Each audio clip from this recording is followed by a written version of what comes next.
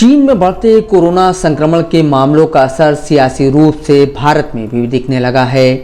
भारत में corona virus संक्रमण के मामले कम जरूर हुए हैं, लेकिन थमे नहीं है। दूसरी ओर केंद्र सरकार ने कोरोना वायरस के प्रोटोकॉल में कई छूट दी हुई हैं, जिनमें अनिवार्य रूप से मास्क न पहनना भी शामिल है। इसी बीच केंद्रीय स्वास्थ्य मंत्री मनसुख मांडविया ने कांग्रेस नेता राहुल गांधी को उनकी भारत जोड़ो यात्रा में कोविड प्रोटोकॉल लागू करने की अपील की है। कांग्रेस नेता राहुल गांधी इस समय कन्याकुमारी से कश्मीर के बीच भारत जोड़ो यात्रा नामक पदयात्रा निकाल रहे हैं। यह यात्रा बुधवार को हरियाणा में दाखिल हुई और इस हफ्ते के आखिर में यह दिल्ली में दाखिल होने वाली है। केंद्रीय स्वास्थ्य मंत्री मनसुख मांडविया ने राहुल गांधी के नाम पत्र लिखकर कहा है कि उनकी यात्रा जब राजस्थान में चल रही थी, तब राजस्थान के 3 सांसदों पीपी चौधरी, निहाल चंद्र और देवजी पटेल ने उन्हें पत्र लिखकर कोरोना को लेकर चिंता जाहिर की थी। मांडविया ने पत्र में लिखा कि इन सांसदों ने 2 महत्वपूर्ण बिंदुओं का अनुरोध किया है। 2 बिंदुओं में पहले बिंदु में यात्रा के दौरान कोविड गाइडलाइंस का सख्ती से पालन करने की अपील की गई है।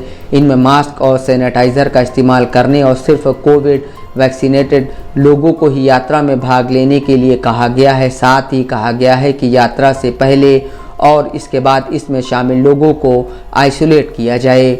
वहीं दूसरे बिंदु में राहुल गांधी से अपील की गई है कि अगर कोविड गाइडलाइंस का पालन संभव न हो तो सार्वजनिक स्वास्थ्य इमरजेंसी की सूरत में देश हित में इस यात्रा को स्थगित कर दिया जाए।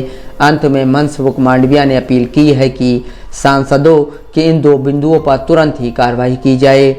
स्वास्थ्य मंत्री के पत्र पर कांग्रेस ने पलटवार करते हुए उनसे पूछा है कि देश में इस समय कोरोना के लिए भारत सरकार ने कोरोना वायरस संक्रमण के किन नियमों और प्रोटोकॉल की घोषणा की है। कांग्रेस प्रवक्ता पवन खेड़ा ने प्रेस कॉन्फ्रेंस के दौरान कहा कि भारत सरकार को राजस्थान और कर्नाटक में बीजेपी की यात्रा क्यों नहीं दिखाई दे रही है।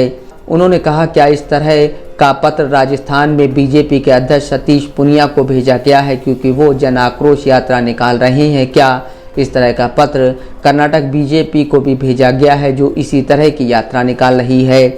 अभी आप हवाई अड्डे पर जाइए और हवाई जहाज में बैठिए, ना आपको मास्क लगाने को कहा जाएगा और ना आपको सैनिटाइजर दिया जाएगा।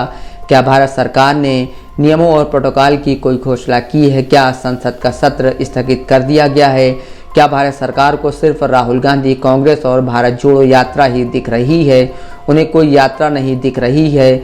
हम नियमों का पालन करेंगे बशर्ते आप नियमों की घोषणा करें और वो नियम सबके लिए लागू होने चाहिए, सिर्फ राहुल गांधी, कांग्रेस पार्टी और भारत जोड़ो यात्रा के लिए नहीं। वहीं कांग्रेस नेता अधीर रंजन चौधरी ने कहा कि बीजेपी घबराहट में प्रतिक्रिया दे रही है। इस यात्रा ने बीजेपी के प्रोपेगेंडा को नुकसान पहुंचाया है जो वो गोदी मीडिया के जरिए फैला रही थी। सोशल मीडिया पर राहुल गांधी की भारत जोड़ो यात्रा छाई हुई है। यात्रा पर बातें हो रही हैं और यह बड़ा असर छोड़ रही हैं। इसी वजह से मोदी सरकार ने मांडविया को उतारा है ताकि वो किसी भी कारण का इस्तेमाल करके लोगों को यात्रा के खिलाफ करने की कोशिश करें। चीन में कोरोना वायरस संक्रमण के मामले बढ़ने के बाद भारत में केंद्र सरकार ने सावधानी बरतने के लिए कहा है। कोविड पर नेशनल टास्क फोर्स के प्रमुख वी.के. पॉल ने कहा है कि घबराने की ज़रूरत नहीं है और पर्याप्त टेस्ट किए जा रहे हैं। उन्होंने लोगों को सलाह दी है कि वो भीड़ में मास्क पहने। केंद्रीय मंत्री मनसुख मांडविया ने देश में कोरोना की स्थिति को लेकर वरिष्ठ अफसरों और विशेषज्ञों के साथ एक बैठक की है। बैठक के बाद स्वास्थ्य मंत्री ने ट्वीट किया है कि कोविड अभी तक खत्म नहीं हुआ है। मैंने सभी को सचेत रहने और मजबूत तरीके से निगरानी करने को कहा है। हम किसी भी स्थिति से निपटने को तैयार हैं। जापान, अमेरिका, दक्षिण कोरिया, ब्राज़ील और चीन में कोरोना संक्रमण के मामले तेजी से बढ़े हैं। भारत में बीते 24 घंटों के दौरान कोरोना वायरस संक्रमण के 129 नए मामले सामने आए हैं और देश में सक्रिय मामलों की संख्या 3408 है। कई ऐसी रिपोर्ट सामने आई हैं जिनमें कहा गया है कि चीन में कोरोना के मामले बढ़ने के बाद वहां के अस्पतालों की व्यवस्था चरमरा गई है और दवाइयों की भारी कमी है। Bureau report, Dastak live news.